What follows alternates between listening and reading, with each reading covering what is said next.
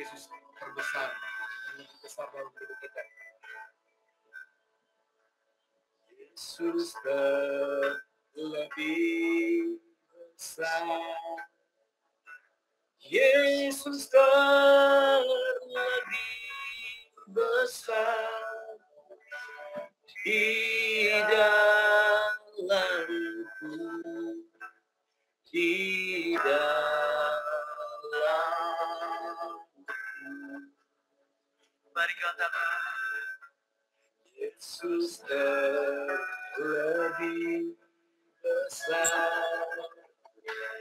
Yesus terlebih besar di dalamku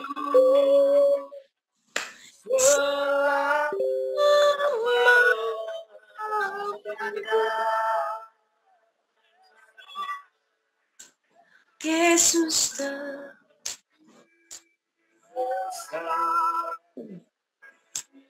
Yesus terlebih besar di dalamku,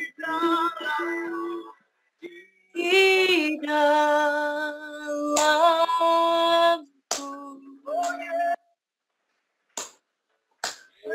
Yesus terlebih besar.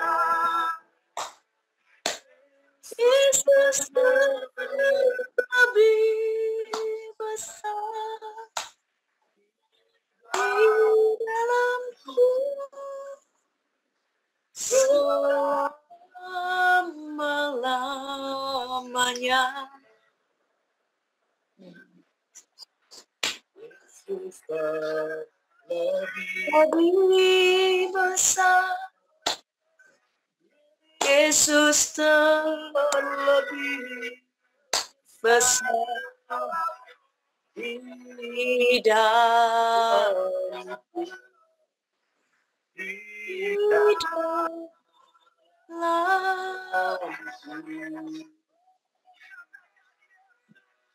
Yesus terlebih besar. Yesus, haleluya. Yesus terlebih besar di dalamku selama-lamanya. Haleluya.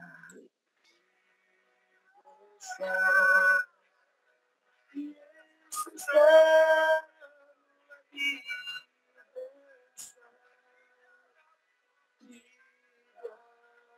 dalamku, di dalamku.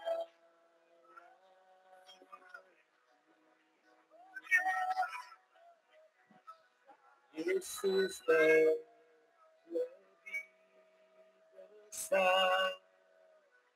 Yesus terlebih besar.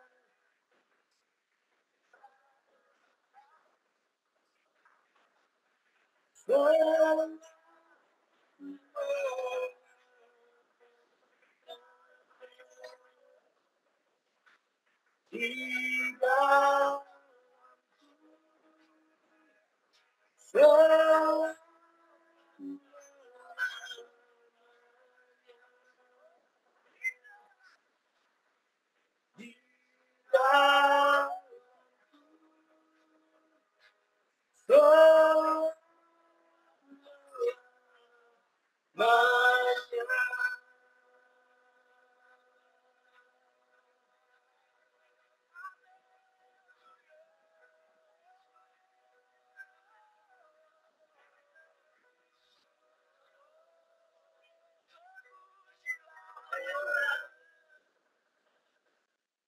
Bapak, sebentar kami akan duduk diam di bawah kaki-Mu Tuhan.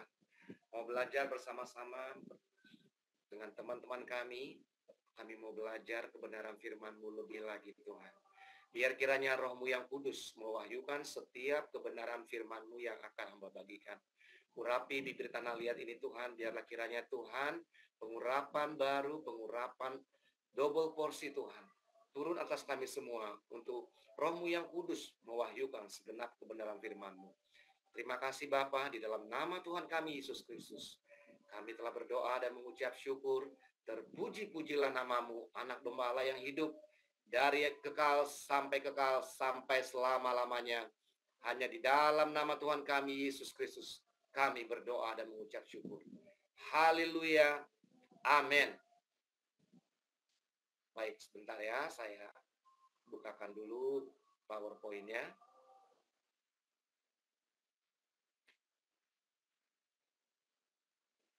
Sore hari ini kita akan belajar. Sebenarnya ini lanjutan dari pengajaran Dr. Rosa, ya, dalam 3 sesi pengajaran dengan 3 topik.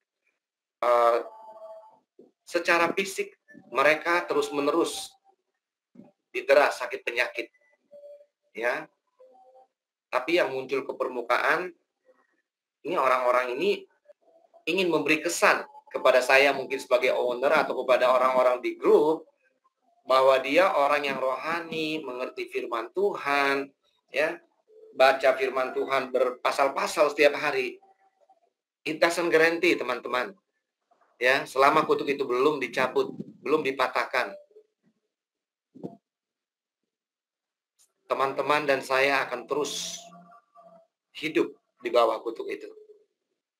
Ya, Dr. Rosa sudah membagikan 3 topik di Healing Essential Ministry.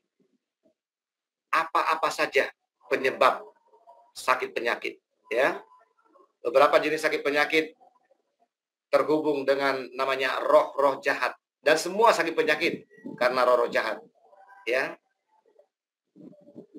Beberapa waktu yang lalu Dr. Rosa juga sudah membagikan orang-orang yang tidak mau mengampuni alias menyimpan, dikuasai roh kepahitan. Mereka endingnya akan kena sakit diabetes loh. Ya, semua sakit penyakit karena roh jahat. Jadi semua sakit penyakit itu adalah roh. Bukan medis ya. Firman Tuhan berkata semua sakit penyakit adalah roh jahat, serangan roh jahat.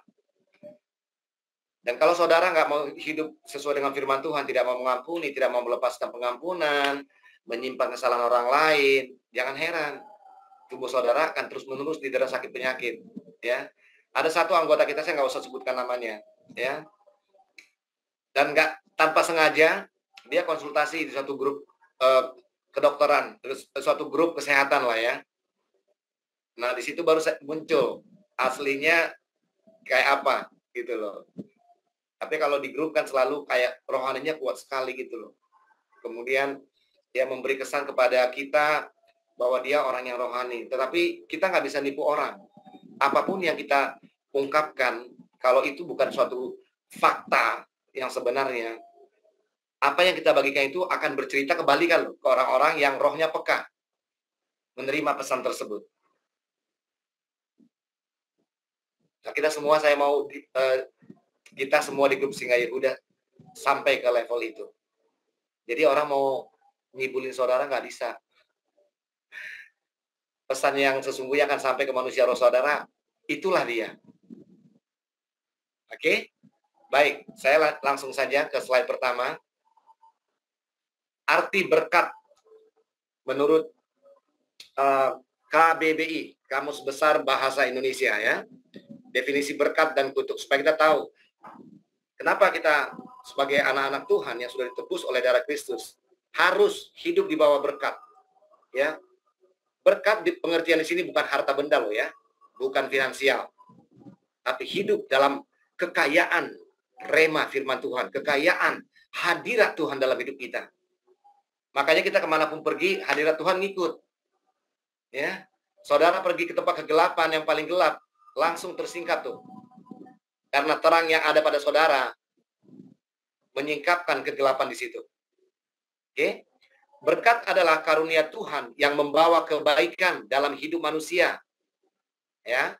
Yang kedua, artinya doa restu dan pengaruh baik. Jadi kalau saudara hidup di bawah berkat Tuhan, saudara bisa membawa pengaruh yang baik kemanapun saudara pergi. Tapi kalau saudara dan saya hidup di bawah kutuk, kemanapun akan membawa masalah. Salah paham, perpecahan. Ya, saya udah melihat nih orang-orang yang hidup di bawah kutuk. Mereka hidup dengan okultisme. Gabung kemana aja ribut, pecah. Selalu bawa masalah. Ya, di SC udah banyak contohnya lah. Nggak usah saya sebutkan. Yang ketiga, berkat juga berbicara tentang makanan dan sebagainya. Ya. Yang keempat, berkat juga artinya uang. Ya, tapi nggak selalu loh ya. Jadi berkat ini memiliki definisi yang banyak kalau menurut KBBI. Tapi kalau menurut firman Tuhan lebih dalam dari itu. Ya. Seseorang yang diberkati oleh Tuhan, orang tersebut hidup dalam kekayaan rema firman Tuhan dan hadirat Tuhan. Amin. Makanya Musa bisa bilang sama Tuhan, kalau engkau tidak ada pada kami Tuhan, engkau tidak berjalan depan kami nggak mau berangkat Tuhan, kami nggak mau pergi. Mana aja? Artinya Musa sendiri yang udah betul diurapi Tuhan, tanpa hadirat Tuhan dia nggak mau melangkah loh. Yang ketiga, jangan coba-coba saudara melakukan sesuatu tanpa tuntunan hadirat Tuhan. Jadi dodol dibuat setan. Sekarang kita lihat definisi kutuk. Ya, doa atau kata-kata yang dapat mengakibatkan kesusahan atau bencana kepada seseorang. Makanya dukun-dukun kalau mau bikin orang sakit, mau bikin orang celaka, dia kirim apa? Mantra. Ya, mantra itu kutuk. Kalau ada orang pintar disuruh seseorang untuk celakain seseorang, atau mau melet seseorang, atau mau menyihir seseorang, dukunnya kirim apa? Baca mantra dia. Mantra itu adalah kutuk. Oke. Yang kedua, kesusahan atau bencana yang menimpa seseorang disebabkan doa, nih yang tadi saya bilang, mantra. Atau kata-kata yang diucapkan oleh orang lain, atau sumpah serapah. Bahkan kita sendiri bisa mengutuki diri sendiri loh, kirim mantra ke diri kita sendiri. Contohnya, ini ya contoh ya. Berapa sering kita ngomong kalau kita lagi kaget, aduh sialan. Aduh, hari ini gue sial banget deh. Aduh, gue rugi besar nih. Secara tidak langsung, saudara mengirimkan kutuk ke dalam hidup saudara. Amin. Jadi, saudara mau hidup diberkati, hidup di bawah berkat atau kutuk, tergantung apa yang keluar dari mulut saudara. Ya. Makanya ada firman yang mengatakan ya, maka mulut kami berkata-kata. Ya. Iman itu berkata-kata. Tinggal apa yang mau keluar dari mulut saudara dan saya. Berkat atau kutuk.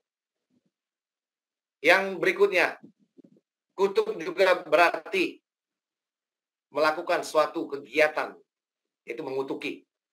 Ya, mengutuki. Dan ini biasa dilakukan orang-orang, apalagi kalau dia ingin mencelakakan hidup orang, dia pasti pakai kuasa setan, dukun.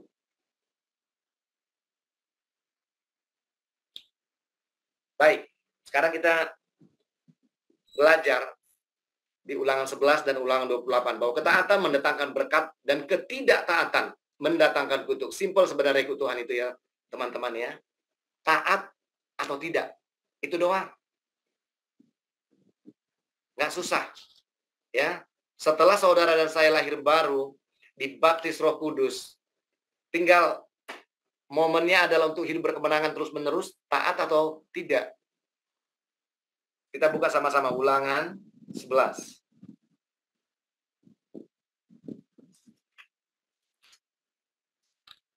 Jadi bukan seberapa hebatnya seseorang mengutip ayat firman Tuhan dengan bahasa Ibrani apalagi, ya, dengan bahasa Yahudi, dengan simbol-simbol. Oh, bukan itu teman-teman, bukan itu Bapak Ibu.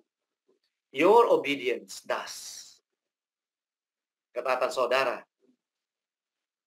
Ulangan 11. Ya, dari mulai ayat 8. Perikopnya berjudul, ketaatan mendatangkan berkat, ketidaktaatan mendatangkan kutuk. Ya, saya baca ayat-ayat pentingnya. Ayat 8. Jadi kamu harus berpegang pada seluruh perintah. Tuhan bilang seluruh apa sebagian? Seluruhnya loh. Seluruh perintah yang kusampaikan kepadamu pada hari ini, supaya kamu kuat untuk memasuki serta menduduki negeri kemana kamu pergi mendudukinya. Ketaatan kepada seluruh perintah Tuhan membuat manusia roh kita kuat setiap hari loh. Makanya kemanapun kita disuruh Tuhan, apapun yang Tuhan suruh kita lakukan, kita akan kuat. Amin. Lihat ayat 16-nya. Tuhan ingatin loh kita. Hati-hatilah supaya jangan hatimu terbujuk. Kalau Tuhan ngomong seperti ini, kira-kira hati manusia itu gampang nggak terbujuk oleh tipu daya iblis? Oh, gampang banget. Makanya Tuhan selalu ingatin berulang-ulang. Hati-hatilah supaya jangan hatimu terbujuk, sehingga kamu menyimpang dengan beribadah kepada Allah lain dan sujud menyembah kepadanya. Orang kalau hati udah terbujuk, disuruh ngapain aja mau. Simpson ketika hatinya terbujuk pada Delilah, disuruh ngapain aja mau kan? Padahal Simpson urapannya luar biasa loh. Nggak ada hamba Tuhan di Alkitab yang urapannya sekuat dan sehebat Simpson. Yusuf aja kalah, Musa kalah. Tapi manusia rohnya lemah. Makanya dia gampang jatuh dalam dosa. Jadi urapan pun nggak jamin apa-apa ya Bapak Ibu ya. Yang menjamin kita kuat setiap hari, your obedience. Ketaatan saudara dan saya. Urapan itu membantu kita melakukan pekerjaan-pekerjaan Tuhan. Tapi ketaatan saudara dan saya membuat manusia roh saudara kuat berperang setiap hari. Makanya orang yang manusia rohnya kuat, dia mau disantet level apapun dia nggak akan celaka. Ya, saya terakhir mau disantet orang, mau dilumpuhkan kaki saya, nggak bisa tuh. Cuma bekasnya doang, bekas roh jahatnya nemplok, dibikin cap gambar ular di kaki saya. Tapi apakah saya bisa dilumpuhkan si setan? No way, Jose. Fight. Makanya kalau manusia roh saudara di-develop setiap hari, orang yang mau coba-coba adu kekuatan sama saudara, mental, balik ke dia, cepat atau lambat. Ayat 18. Tetapi kamu harus menaruh perkataanku ini dalam hatimu. Sih, perkataan Tuhan alias firman Tuhan, taruhnya di mana saudara? Hah? Di tas? Bawa kita kemana-mana? Atau taruhnya di mana kata Tuhan? Di hatimu. Hati selalu berbicara akan manusia roh. Artinya disimpan tuh di manusia rohnya. Dan dalam jiwamu. Jiwamu selalu berkata, jiwa itu selalu berbicara apa? Kehendak kita, pikiran kita, kemauan kita. Artinya kemauan kita, kehendak kita, pikiran kita selaras dengan firman Tuhan. Baru saudara bisa jadi pohon tarbantinnya Tuhan. Yang menggambarkan kemuliaan Tuhan. Kalau cuma pegang Alkitab 10 versi, nggak bisa saudara. Firman Tuhan jelas kok ngomong, taruhnya di manusia rohnya. Kamu harus mengikatkannya tuh, diikatkan tuh di manusia rohnya sebagai, taruh lagi nih, tanda pada tanganmu, perbuatan-perbuatan saudara dan saya. Dan haruslah itu menjadi lambang di dahimu setiap pikiran kita. Makanya dikatakan Paulus mengatakan, kami mengenakan pikiran Kristus. Kalau kita setiap hari mengenakan pikiran manusia kita, yang menganggap kita tuh pintar, hebat, segala macam, itu akibat dari buah pengetahuan di Taman Eden, gagal. Paulus sendiri menyadari, padahal dia orang pintar loh. Dia profesor terhebat, bahkan mungkin sampai zaman ini. Belum ada profesor terhebat selain Paulus. Karena dia belajar dari Gamaliel. Guru besar terhebat.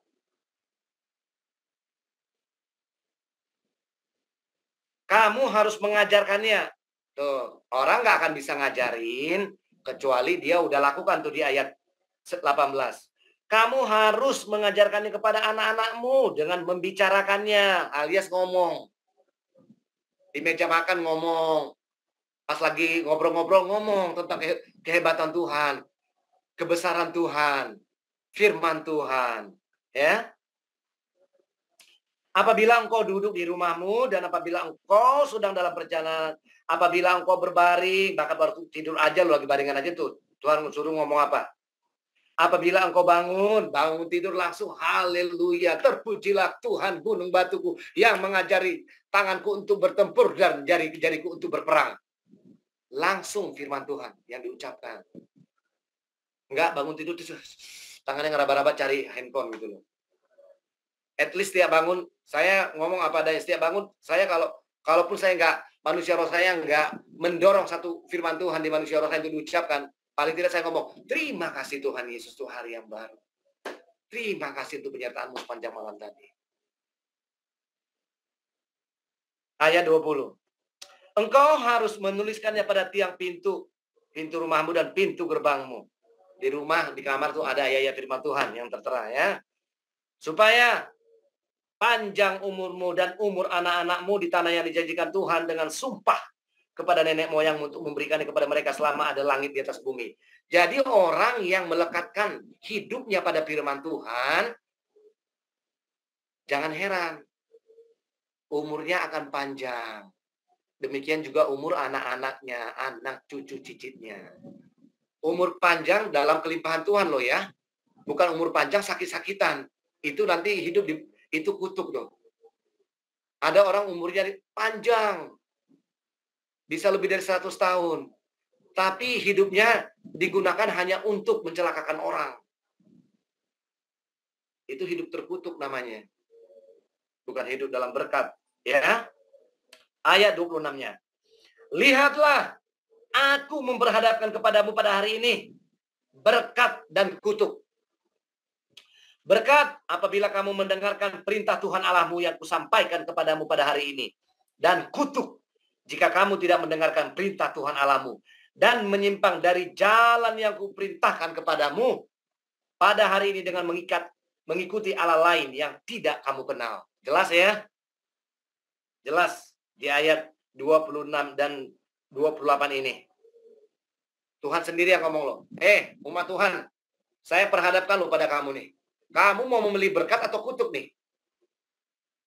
Di Ulangan 28, ayat-ayat tentang berkat itu sedikit loh. Tapi tentang kutuk lihat. Yuk kita buka di ayat 28. Nanti kita cek ya masing-masing hidup kita. Apakah kita hidup di bawah berkat atau kutuk? Ayat 28. Lihat ayat berkatnya sedikit banget ya. Ulangan 28 demikian firman Tuhan. Berkat. Jika engkau baik-baik mendengarkan suara Tuhan Allahmu. Dengar Tuhan itu pasang telinga rohaninya baik-baik. Dan melakukan dengan setia segala perintahnya yang kusampaikan kepadamu. Melakukannya nggak cuma sekali 2 kali. Setia. Maka Tuhan Allahmu akan mengangkat engkau di atas segala bangsa di bumi. Segala berkat ini akan datang kepadamu dan menjadi bagianmu jika engkau mendengarkan suara Tuhan Allahmu. Diberkatilah engkau di kota dan diberkatilah engkau di ladang. Diberkatilah buah kandunganmu, hasil bumimu dan hasil ternakmu, yakni anak lembu sapimu dan kandunganmu kambing dombamu.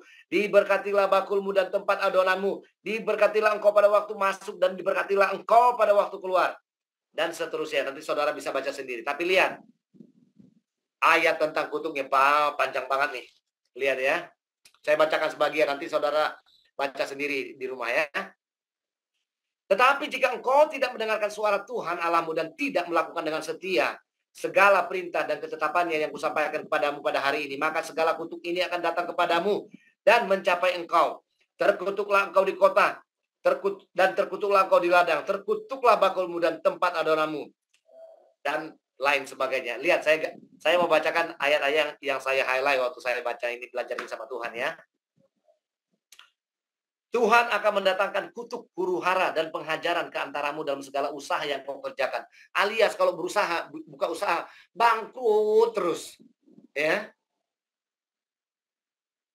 Kerja dari satu tempat ke tempat lain, dipecat terus. Ya. Kita belajar dari firman Tuhan. Cek ya. Tuhan akan mengajar engkau dengan batu kering. Sakit-sakitan terus. Kalau saudara terus-menerus didera, batuk kering, demam kepiau, sakit radang, kekeringan, hati-hati. Siapa tahu hidup saudara di bawah kutuk. Ya. Batuk kering, demam yang terus-menerus. Cek kesehatan saudara ya. Juga langit di atas kepalamu akan menjadi tembaga, alias saudara nggak bisa menikmati hadirat Tuhan. Doanya mentok di plafon. Udah nyembah berjam-jam. Ya. Udah nyembah Tuhan berjam-jam. Nggak terasa hadirat Tuhan. Bukti saudara, langit di atas saudara, tembaga.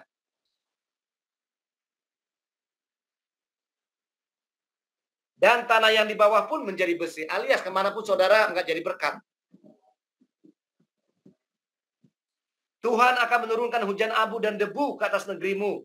Dari langit akan turun semuanya itu ke atasmu sampai engkau punah.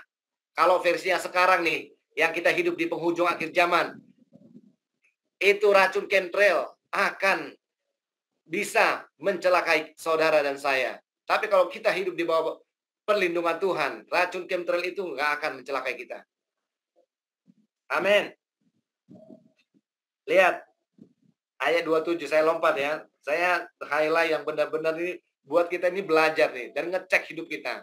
Hidup kita ini bawa kutuk apa berkat? Tuhan akan mengajar engkau dengan bara Mesir, dengan borok, dengan kedal dan kudis, yang daripadanya engkau tidak dapat sembuh. Kalau versi sekarang, orang-orang yang sudah menerima tanda binatang itu, lihat apa yang terjadi pada tubuh mereka. Kita udah lihat ya, bersama-sama baik di grup Singa Yehuda maupun di IRM ya. Bisul-bisul jahat itu. Itu tuh, bara Mesir. Di masa lalu itu namanya bara Mesir. Sekarang, itu akibat orang menerima tanda binatang itu. Dan orang itu kalau nggak bertobat-tobat, nih lihat nih. Dan saya udah melayani banyak orang yang diikat oleh roh schizophrenia. Karena hidup mereka nggak bertobat sih. Makanya lihat ayat 28 ini ngejar mereka nih, lihat nih. Tuhan akan menghajar engkau dengan kegilaan. Alias dibiarkan roh schizophrenia yang menguasai. Kebutaan. Ya, orang-orang yang umurnya masih muda mengalami kebutaan tanpa sebab. Hati-hati loh. Dan kehilangan akal alias gila kan. Sehingga engkau meraba-raba pada waktu tengah hari seperti orang buta meraba-raba di dalam gelap. Perjalananmu nggak akan pernah beruntung, tetapi engkau akan selalu diperas, rugi, mulu dirampas, mulu. Dan gak ada yang nolong. Nah masih banyak lagi, lihat tuh. Cek ya. Kita cek masing-masing. Saya kalau diperhadapkan pada situasi tertentu dalam hidup saya buka lagi nih ulangan 28 ini. Tuhan, kalau ada sesuatu yang saya lakukan melanggar firman-Mu, ingatkan aku Tuhan. Sebab saya nggak mau hidup di bawah kutuk ini, Tuhan. Ngeri. Dan saya melayani orang-orang yang dikuasai roh schizophrenia. Dan kalau mereka, roh schizophrenia itu menyerang mereka, ya mereka bisa telanjang bulat 6 bulan di jalanan. Satu orang yang saya layani dan nggak tuntas sih, karena keburu dipengaruhi oleh orang-orang lain dari grup lain yang akhirnya saya keluarkan supaya tidak membuat kegaduhan. Ini orang gimana nggak dikuasai roh gila. 3 generasi di atasnya pun banyak yang gila. Dan banyak melakukan percabulan di keluarganya. Dan orang itu pun hidup dalam homoseksual. Nggak tahu mau bertobat apa enggak. Bahkan sempat nikah. Diberkati pula lagi. Makanya saya bilang, kunci pertama kamu bisa lepas dari roh schizophrenia, kamu bertobat dari gaya hidup homoseksual kamu. Putuskan dengan pacar kamu. Putuskan semua yang mengingatkan kamu akan kehidupan homoseksual. Satu persatu pasti dituntasin Tuhan. Dan rata-rata orang yang saya layani yang dikuasai roh schizophrenia, roh gila, mereka punya kelainan seksual. Kalau nggak lesbian, homoseksual.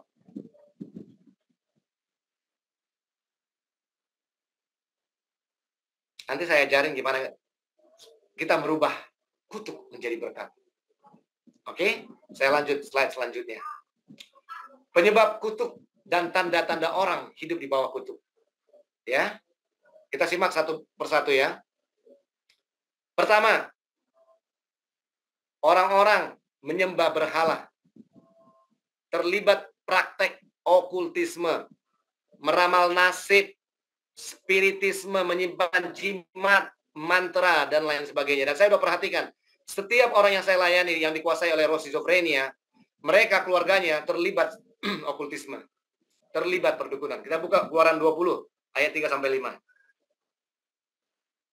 Keluaran 20. Nanti saudara bisa belajar lagi, cek silsilah keluarga saudara ya. Saya waktu belajar ini dulu ya.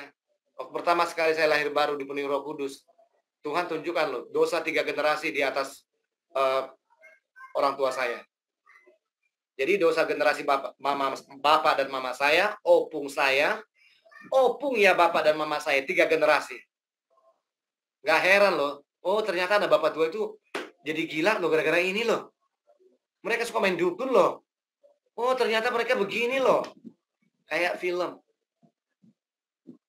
Kenapa Tuhan izinkan itu terjadi? Untuk membuktikan kebenaran firman-Nya. Firman Tuhan tuh enggak bohongan. Ya dan amin. Keluaran 20. Dan semua orang-orang yang dikuasai oleh roh skizofrenia dari keluarga saya, baik dari nyokap maupun bokap, dari mama maupun bapak, mereka semua terlibat kuasa kegelapan. Keluaran 20 ayat 3 sampai 5, saya minta Sis Elizabeth bacakan dengan keras supaya neraka gemetar.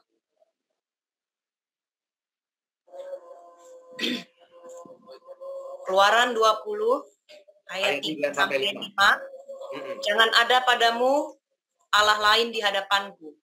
Jangan membuat bagimu patung yang menyerupai apapun yang ada di langit di atas,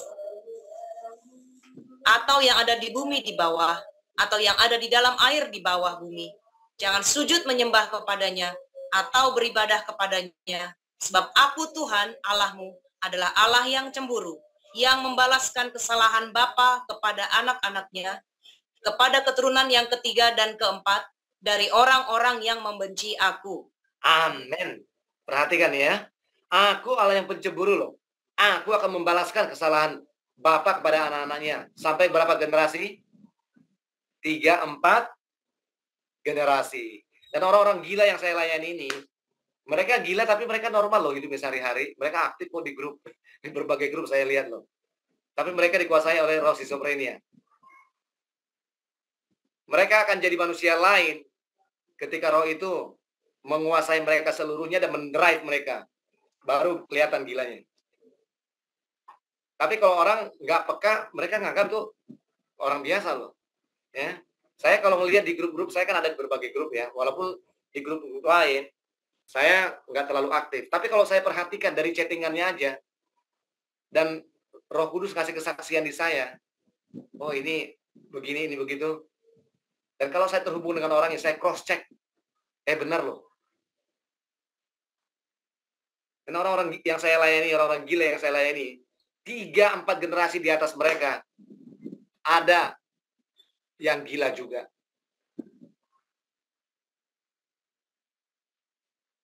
Lihat, ngeri kan? Makanya Bapak Ibu jangan main-main dengan okultisme.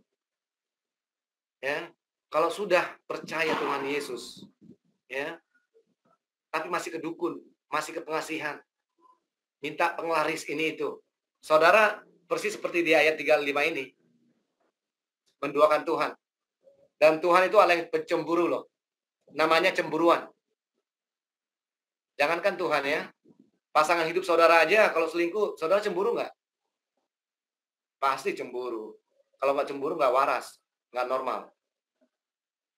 Apalagi Tuhan yang Maha Kudus itu, Dia nggak mau diduakan. Dia mau, Dia yang utama dalam hidup saudara dan saya. Amin. Yang kedua, pintu masuk orang hidup di bawah kutuk, berlaku tidak adil terhadap orang-orang, ya, terhadap bawahan, terhadap anak, terhadap orang tua, ya. Mereka tidak melakukan keadilan. Yang ketiga, terlibat dosa seksual. Semua bentuk dosa seksual. Apakah itu heteroseksual, homoseksual, biseksual, lesbianisme, ya, berhubungan seks dengan binatang, sadisme, BSDM, dan segala macam bentuk dosa seksual. Ya. Itu pintu masuk buat orang itu hidup, nantinya akan hidup di bawah kutuk. Aborsi, narkoba, dan perjudian. Yang keempat, tidak hormat kepada orang tua, ayah dan ibu, tidak tunduk kepada suami di dalam Tuhan, dan tidak menghormati istri. Saya sudah melihat ini, yang poin yang keempat ini ya, dalam hidup keluarga besar saya ya. Anak-anak yang tidak hormat kepada orang tua mereka, hidup mereka dibuat merana oleh Tuhan sampai akhir hidupnya. Saya udah lihat dengan mata kepala sendiri. Ya, orang-orang, anak-anak yang suka ngelawan orang tua, yang suka ngebantah, yang suka mengutuki orang tuanya, mereka hidupnya terlunta-lunta, merana, mengembara hidupnya. Jiwanya pun sakit, dan banyak di antara mereka yang jadi gila. Yang kelima, ucapan yang mendatangkan kutuk. Ya, Amsal 18 ayat 21 berkata, hidup dan mati dikuasai lidah. Makanya tadi saya bilang, Nabi, saudara dan saya, nggak perlu undang orang-orang yang dengan memiliki jawatan Nabi. Ada di mulut saudara dan saya. Masa depan saudara dan saya ada di bawah mulut. Di bawah hidung, sorry. Di bawah hidung saudara. Jadi setiap perkataan yang keluar dari mulut saudara akan menentukan saudara di masa depan seperti apa. Ya. Hidup yang saudara dan saya lalui sekarang adalah buah dari perkataan saudara dan saya di masa lalu. Nah, kalau saudara mau lihat masa depan saudara, ya tinggal lihat aja apa yang keluar dari perkataan dari mulut saudara dan saya setiap hari. Nanti akan buahnya akan muncul di masa depan. Percaya sama firman Tuhan, ya. Saudara nggak perlu percaya sama saya, tapi firman Tuhan ya dan amin. Semua itu merupakan celah dan pintu masuk bagi kutuk ke dalam kehidupan seseorang. Nah, sekarang kita cek nih. Tanda seseorang hidup di bawah kutuk. Ya. Ada beberapa tanda ya, tapi ada ini yang 7 tanda ini sangat khas banget. Dan itu banyak saya lihat kepada orang-orang yang saya layani konseling. Yang pertama, sering terlihat bahwa orang tersebut menderita emosional yang tidak stabil. Saya bisa ngecek ini dari perkataan-perkataan yang keluar. Kalau lagi sesi konseling, ya. Atau ketika membagikan sesuatu di grup, itu akan sangat obvious. Kelihatan orang itu lagi terganggu jiwanya. Ya, saya juga belajar psikolog, jadi saya tahu orang-orang kalau misalkan kita kasih posting sesuatu, dia komentar apa, tetapi dibikin ngambang atau kasih opini baru atau sesuatu yang memang itu ekspresi dari roh jahat yang ada di orang itu, di manusia orang itu. Ya kan? Makanya jiwanya di-drive sama roh jahat itu. Tadi kan saya sudah bicara, jiwa itu berbicara tentang apa yang saya mau, apa yang saya pikirkan, apa yang saya kehendaki. Nah, kalau orang sudah dikuasai roh jahat, jiwanya otomatis di-drive oleh roh jahat itu.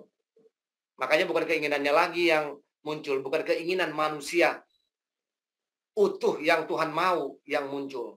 Tapi manusia yang dikuasai oleh roh-roh jahat itu. Ya, Dr. Rosa juga sudah jelaskan di Healing Essential Ministry. Yang kedua, sakit-sakitan. Termasuk sakit keturunan. Jadi kalau Bapak Ibu Saudara sakit mah misalkan. Ternyata opung saudara juga atau kakek nenek saudara sakit mah. Saudara kena sakit mah. Anak saudara kena sakit mah. Sakit turun-temurun, sakit keturunan. Kutuk. Yang tadi dibacakan Ibu Elizabeth itu di ayat 3-5 itu kan. Kutuk 3 generasi, 4 generasi. Jadi semua sakit penyakit keturunan adalah kutuk. Yang kedua, orang itu selalu sakit-sakitan. Hari ini sakit, berobat ke dokter, sembuh, beberapa saat, kambuh lagi. Berobat, kambuh lagi. Sakit lagi, berobat, kambuh lagi. Orang tersebut hidup di bawah kutuk 100%. Makanya kalau ada anggota di Singa Yehuda, kalau pola hidupnya, pola sakitnya kayak gini, cek. Bertobat. Minta pengampunan sama Tuhan dan minta dilepaskan. Sebab sakit penyakit, Tuhan nggak pernah memberikan sakit penyakit. 39 alur-alur di punggung Yesus di Kalvari untuk menanggung semua sakit penyakit utama yang pernah iblis ciptakan ke tubuh manusia. Ya, 39 alur-alur itu adalah simbol dari 39 sakit penyakit utama yang ada di tubuh manusia yang diciptakan oleh iblis. Semuanya sudah ditanggung Tuhan Yesus kita yang ajaib di Kalvari. Kenapa saudara mau hidup di bawah sakit penyakit? Dia sudah bereskan semua sakit penyakit saudara di Kalvari. Kenapa saudara tidak bisa menerimanya?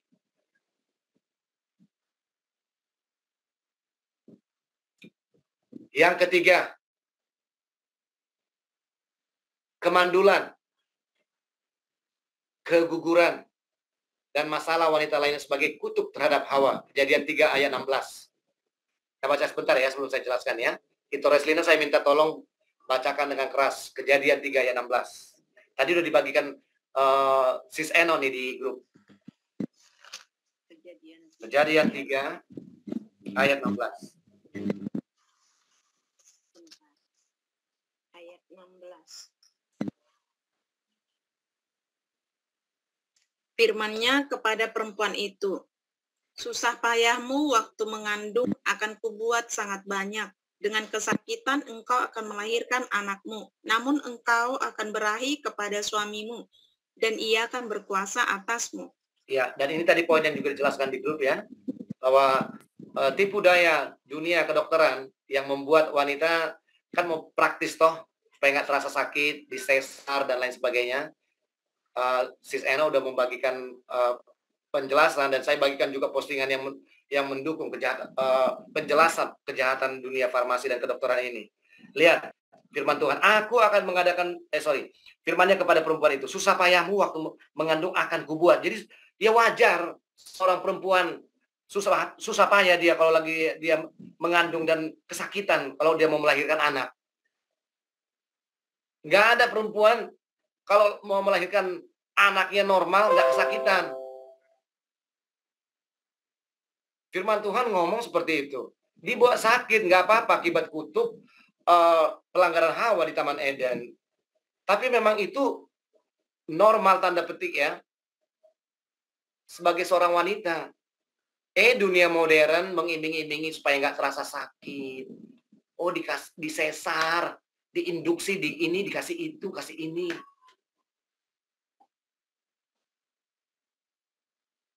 Yang itu semua adalah tipu daya iblis. Ya. Jadi orang-orang yang di satu keluarga, dari beberapa generasi, kalau ada yang seperti ini, lihat nih, kemandulan, atau sering keguguran, ya, itu ada kutuk dalam keluarga itu. Dia melahirkan keguguran.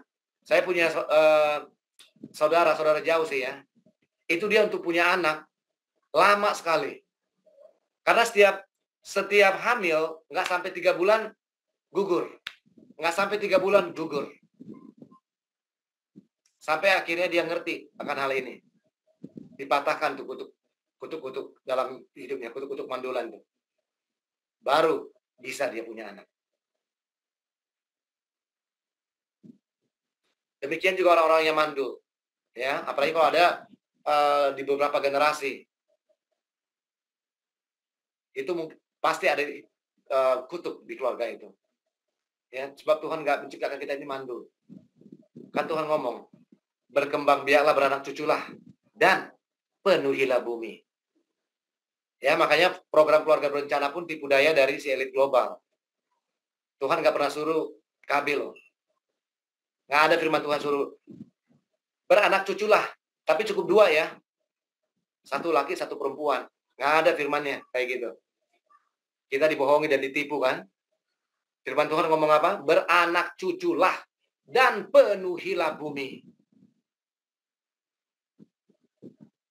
Tuhan nggak pernah suruh ikut KB. Tuhan tahu porsi setiap keluarga, setiap suami istri, berapa anak dia bisa raise up. Jadi ajarkan kepada anak-anak saudara sekarang, ya, nanti kalau udah menikah, diizinkan Tuhan menikah, jangan pakai KB. Bumi ini sangat luas untuk menampung umat manusia, seberapapun jumlahnya. Cuma kita ditipu, katanya bumi ini udah nggak overpopulated. Ya itu kan narasi PBB toh. Tapi kalau luas bumi ini sangat luas, Bapak Ibu, jangan mau tertipu. Ya, kita sudah bagikan semua kebenaran akan hal itu di Singa Yehuda dan di ERM. Ya, yang keempat, kehancuran dalam perkawinan, bolak-balik, kawin cerai. Ya. Under the curse. Ada orang cuma cerai sekali, kawin cerai sekali, itu udah jadi pelajaran banget kan. Bahkan bisa bikin orang trauma loh. Tapi ada orang yang bisa loh kawin cerai sampai 20 kali. Dan gak kapok-kapok. Kawin cerai, kawin lagi. Yang kelima, terlibat hutang piutang dan kekurangan uang. Kurang mulu. Ya, kekurangan terus. Bukan berarti orang itu nggak punya uang loh. Ada orang-orang yang memiliki harta banyak secara material, tapi selalu merasa kurang. Ya, ada orang-orang yang kaya sebenarnya dia. Saya punya teman, suami istri kerja luar biasa loh, level manajerial semua. Gajinya kalau disatuin bisa sampai 60-70 juta. Tapi kalau ketemu nih, atau diajak ya hangout lah gitu ya, ketemu ngobrol-ngobrol, yang saya dengar tuh keluhan mulu, kurang mulu duitnya. Mobil ada 2, ya, anak cuma 2, mobil 2, rumah 2, gaji 70 juta sebulan. Tapi selalu merasa kurang. Makanya pernah saya bilang lah, kamu dengan gaji suami istri 70 juta, lu gimana tuh orang yang UMR? Ngidupin 4 anak. Mereka masih bisa bersyukur tuh.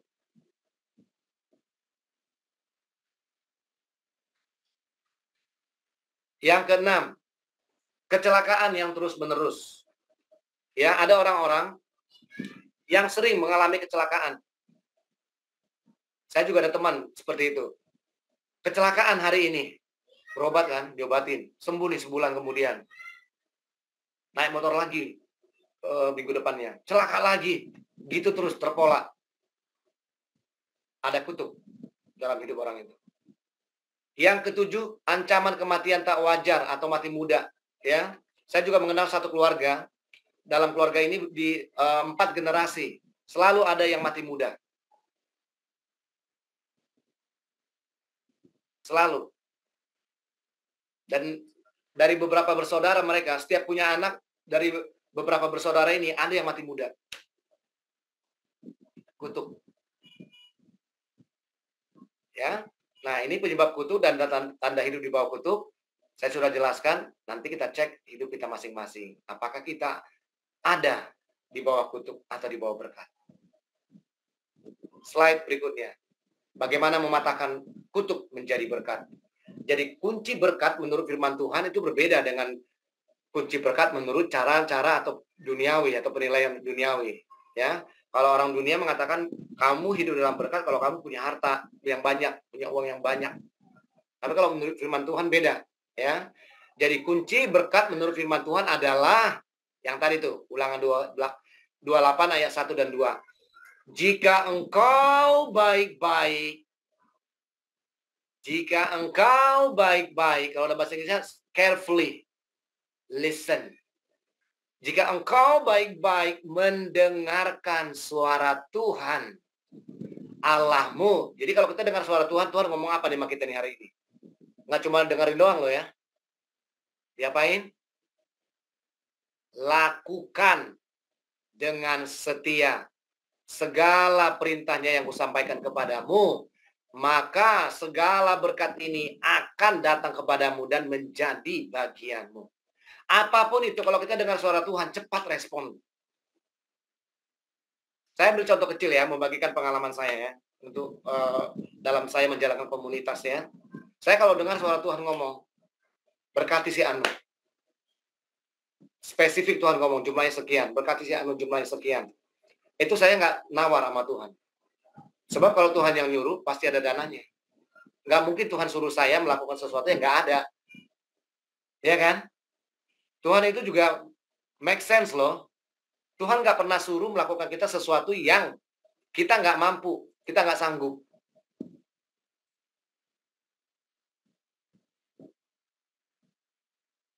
Kayak 2 minggu lalu tuh, Tuhan suruh saya untuk membuat merchandise. Oke? Waktu saya dalam doa sabatikal saya pribadi, ketika saya bawa Pak Dharma dalam doa pribadi saya, doa sahabat saya, Tuhan suruh gitu. Tapi saya kayak nawar sama Tuhan, itu dananya pasti besar loh Tuhan. Saya udah habis nih, kemarin udah habis untuk pelayanan ini itu gitu kan. Tapi namanya Tuhan yang suruh, Tuhan pasti genapi. Ini saya mau bersaksi ya buat saudara saya. Beberapa hari kemudian, ada satu anggota grup, tapi dia nggak mau sebutkan namanya ya. Dia mau di anonimus aja, baik di laporan keuangan Singa Yehuda maupun buat saya pribadi. Dia nabur, ya taburan terbesar yang pernah terjadi dalam sejarah Singa Yehuda. Cukup loh buat merchandise yang saya buat. Exactly jumlahnya. Dahsyat ya Tuhan ya. Coba kalau saya tadinya waktu Tuhan ngomong begitu, saya nggak percaya firman Tuhan. Kira-kira jadi nggak tuh merchandise? Nggak jadi, Bapak Ibu. Nilai merchandise yang saya buat tuh mahal loh. Dan saya nggak keluar uang 1 peser pun. Tuhan yang menabur melalui seseorang. Nah, saudara harus mulai melatih.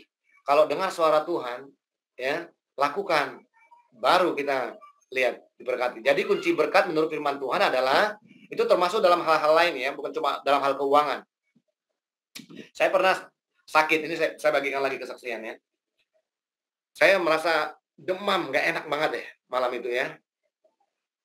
Panas banget, udah minum banyak, minum nggak ngefek gitu. Oke? Saya doa khusus, doa benar-benar doa. Dan Tuhan kasih jawaban, kamu ada masalah di ginjal. Kamu cek ada nggak itu daun kubis kucing. Saya cek kotak obat saya. Jadi kalau orang dunia kotak obatnya kan obat-obat dari apotik. Kalau saya di rumah kotak obat saya semua ramuan-ramuan. Ya, ada daun ini, daun itu, ya, garam Himalaya dan lain sebagainya. Saya cek ada. Nah, Tuhan suruh rebus 1 sendok makan. Saya rebus tuh daun kumis kucing, oke? Dengan jumlah air yang juga Tuhan sendiri yang suruh berapa gelas. Setelah suam-suam kuku saya minum, tahu nggak Bapak Ibu? Paginya saya sembuh loh. Sembuh dari demamnya. Ternyata ada masalah di ginjal saya. Makanya Tuhan suruh saya cari, ada apa di sana? Ada nggak daun kumis kucing? Ada Tuhan, udah rebus. Pernah juga suatu ketika gusi saya sakit banget loh. Saya udah bikin faux sama Tuhan, ya. Saya nggak akan, kalau sakit, kalau merasa badan saya nggak enak, saya nggak akan ke dokter Tuhan. Nah, waktu saya ngerasa gusi saya itu sakit sekali, luar biasa ya. Tuhan suruh ke dapur, cari ada cengkeh nggak? Ada Tuhan. Udah, ambil 2 butir, kunyah. Nanti juga sembuh. Benar, saya kunyah, saya telan, sampai saya telan. Tahu kan rasa cengkeh kayak apa? Nggak sampai 1 jam kemudian, gusi saya yang bengkak, kempes Bapak Ibu, dan rasa sakit itu sembuh. Ya, lihat, perhatikan firman-Nya. Jika engkau baik-baik mendengarkan suara Tuhan Allahmu, dengerin baik-baik. Terus ngapain setelah dengerin? Lakukan dengan setia segala perintahnya yang kusampaikan kepadamu. Maka segala berkat ini akan datang kepadamu dan menjadi bagianmu. Haleluya. Amin. Dan sebaliknya, tetapi jika engkau tidak mendengarkan suara Tuhan Allahmu dan tidak melakukan dengan setia segala perintah dan ketetapan yang kusampaikan kepadamu pada hari ini, maka segala kutuk ini akan datang kepadamu dan mencapai engkau. Jadi, saudara mau lepas dari hidup di bawah kutuk, tadi sudah saya jelaskan ya, ciri-cirinya. Simple, Bapak Ibu. Bertobat, terus balik sama Tuhan. Oke? Kunci dari saudara hubungannya dipulihkan kepada Tuhan, pertobatan. Kalau saudara dan saya setiap hari masih bisa bertobat, artinya pintu anugerah Tuhan masih terbuka buat saudara dan saya. Akan tiba saatnya nanti ketika seseorang tidak akan bisa bertobat lagi. Ada ayatnya loh. Dia akan diserahkan kepada iblis. Sama kayak Yudas. Ya. Tidak ada pintu pertobatan bagi Yudas. Makanya dia binasa selamanya. Jalan keluar untuk bebas dari kutuk. Pertama, berdamai dengan Allah. Ya, cara berdamai dengan Allah ya bertobat, meninggalkan dosa, serta mengalami kelahiran baru. Yang kedua, memutuskan segala hubungan dengan iblis, meninggalkan semua praktek okultisme dan satanisme. Yang ketiga, hidup dalam komunitas orang seiman, tertanam dan melayani di sebuah gereja lokal. Nah, ini juga ada satu pengajaran ya buat orang-orang yang tidak divaksin ya. Yang akhirnya mereka jadi hidup sendiri, menyendiri, nggak bisa. Ya, kalau saudara sebagai gereja Tuhan hidup menyendiri, lama-lama jadi Kristen okultisme, klenik. Ya, saudara dan saya dipanggil dari kegelapan menjadi gereja Tuhan, bukan hidup sendiri-sendiri loh. Kita pribadi mengatakan janganlah sekali-sekali kita menjauhkan dari pertemuan dengan orang seiman. Kalau gereja saudara adalah agen vaksin, cari, masih ada kok gereja-gereja yang tidak menjadi agen vaksin ini. Masih ada hamba-hamba Tuhan, disisakan Tuhan, yang melayani firman Tuhan dengan murni. Masih ada komunitas seperti Singa Yehuda, ini buktinya masih ada yang mau ikut ibadah aja cuma 1-2 orang. Karena saya perhatikan, termasuk kemarin ketika ada tamu datang ke tempat saya, dia akhirnya selama 2 tahun lebih nggak pernah ibadah, baik melalui Zoom maupun tatap muka, maupun atau komsel. Dan saya lihat rohnya hancur banget. Sebab kita nggak bisa hidup sendiri. Firman Tuhan bilang apa? Di luar aku, kamu tidak bisa berbuat apa-apa loh. Makanya Yesus berkata, akulah pokok anggurnya. Dan kamu, saudara dan saya adalah ranting-rantingnya. Kalau saudara dan saya ranting-rantingnya, nggak melekat kepada pohon anggur itu, bagaimana? Kering nggak? Kering. Lama-lama binasa. Dan saudara dan saya harus berkomunitas. Ya, tanda gereja Tuhan begitu. Nggak bisa lepas dari komunitas. Apakah di komunitas grup seperti ini, atau di gereja, atau di komsel, atau paling tidak di keluarga. Amin. Kiranya jadi berkat. Tuhan Yesus memberkati. Mari kita berdoa. Bapa, di dalam nama Tuhan Yesus Kristus, hamba telah menyampaikan sabda dan kebenaran firman-Mu ya Tuhan. Biarlah sore hari ini Tuhan, kebenaran firman-Mu yang hamba tabur Tuhan, dapat kami pelajari bersama-sama Tuhan, dan kami bercermin pada firman-Mu. Apakah kami hari ini hidup di bawah berkat atau di bawah kutuk? Jikalau Kau tumbuhkan Tuhan, dan kami menemukan dari semua tanda-tanda tadi Tuhan, bahwa kami hidup di bawah kutuk, kami sore hari ini datang menghadap tahta kasih karunia-Mu Bapa, dan bertobat minta ampun atas setiap dosa dan pelanggaran yang kami lakukan Tuhan. Dan sore hari ini Tuhan, kami mau berdamai lagi dengan Engkau ya Bapa kami yang baik. Kami mau didamaikan dengan Allah Bapa oleh darah Putra-Mu yang tunggal, Kristus Yesus. Damaikan kami Tuhan sore hari ini Tuhan. Kalau kami hidup di bawah kutuk, kami mau berdamai lagi Tuhan. Kami mau hidup di bawah berkat-Mu Tuhan. Terima kasih Bapa untuk kebenaran firman-Mu sore hari ini. Biarlah Tuhan Roh-Mu yang kudus memateraikannya Tuhan di manusia roh kami. Dan kami berjanji untuk memberikan segala hormat, pujian, dan syukur hanya bagi nama Yesus Kristus Tuhan kami yang layak menerimanya. Terpuji-pujilah nama-Mu Bapa dari kekal sampai kekal, sampai selama-lamanya. Haleluya. Amin. Pak, aku berdoa agar kiranya setiap pokok doa yang kami naikkan tadi melalui doa syafaat kami Tuhan, dimateraikan dengan kuasa darah-Mu Tuhan, dan dihantarkan malaikat sampai ke tahta kudus-Mu, dan kami dengan iman sudah menerima jawabannya. Haleluya. Amin. Baik, sebelum kita masuk dalam perjamuan kudus, kita naikkan satu pujian. Bila tubuh Anda kuat daya tahan pun terjaga. Minum Ensure Gold 2 kali sehari. Coba sekarang. Belanja di Tokopedia pakai Indodana Pay Later. Jadi makin mudah dan cepat dalam segera.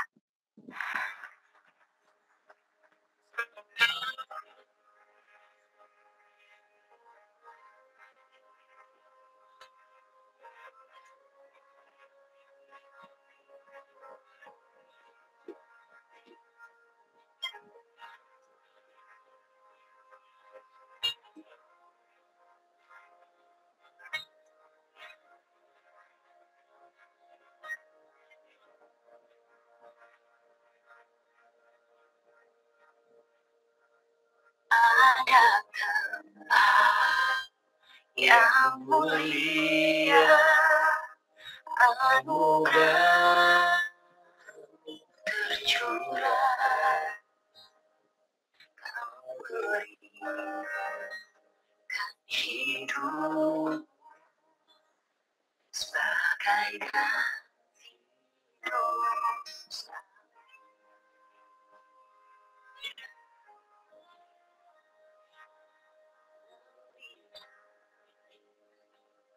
Yang kukira mampu menyakiti kasih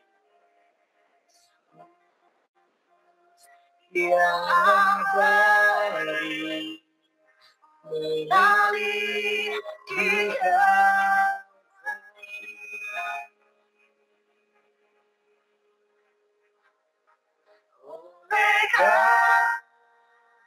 salibmu seluruh hidup milik Tuhan. Sucikan kuasa salibmu, muliakanku.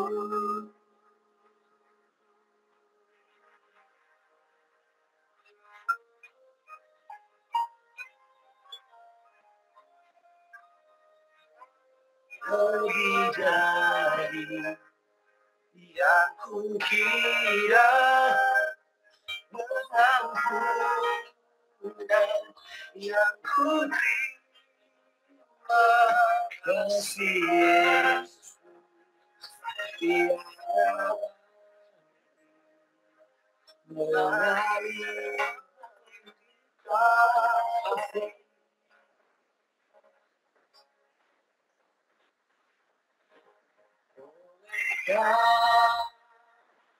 Salib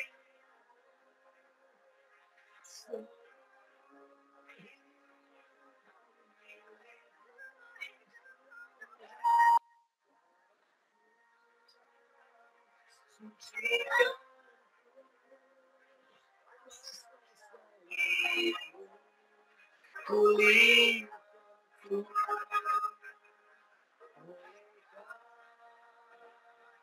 salib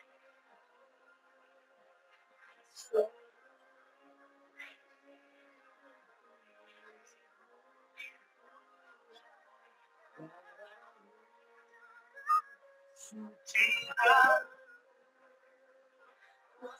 salib muliakanku.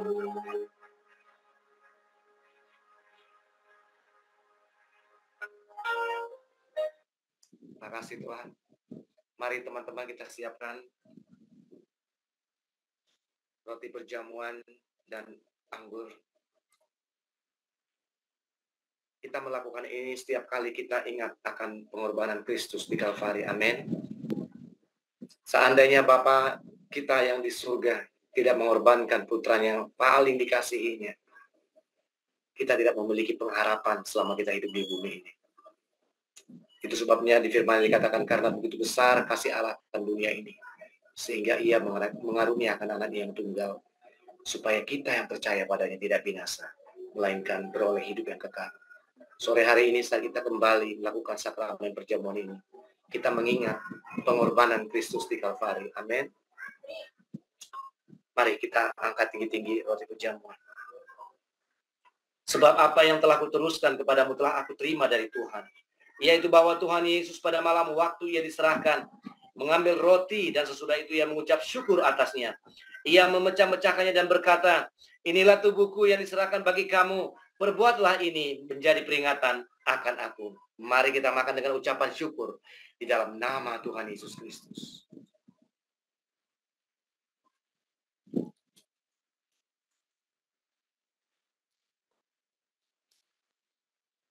Kita siapkan anggur perjamuan dan kita angkat tinggi-tinggi di atas kepala kita. Haleluya.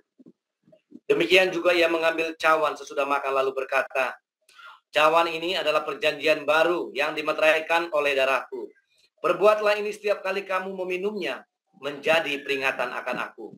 Sebab setiap kali kamu makan roti ini dan minum cawan ini, kamu memberitakan kematian Tuhan sampai ia datang. Mari kita minum dengan ucapan syukur dalam nama Tuhan Yesus Kristus.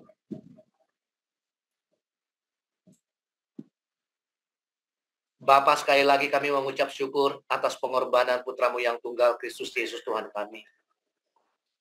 Engkau ingatkan lagi Tuhan, betapa besarnya pengorbanan Kristus buat kami Tuhan.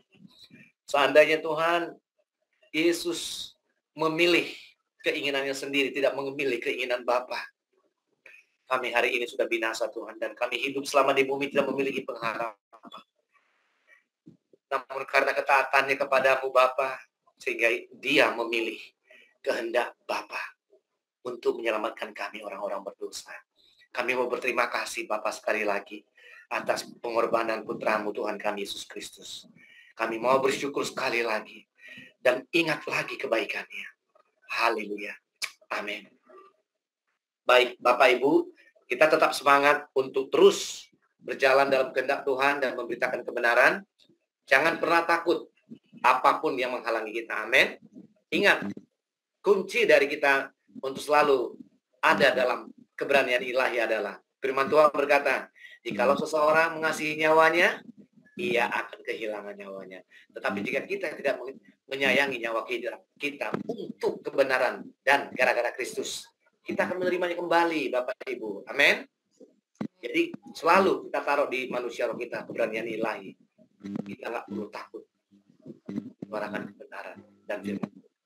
Baik, teman-teman, sebelum kita tutup, mari kita terima berkat dari Bapa di surga. Berkat dari Bapa di surga di dalam persekutuan putranya yang tunggal, Yesus Kristus Tuhan kita, dan dalam penghiburan Roh Kudus menyertai kita semua dari sekarang sampai selama-lamanya. Maranatha, Yesus Kristus Tuhan kita menjemput kita di awan-awan yang permai. Kita yang percaya pada nama itu katakan amin.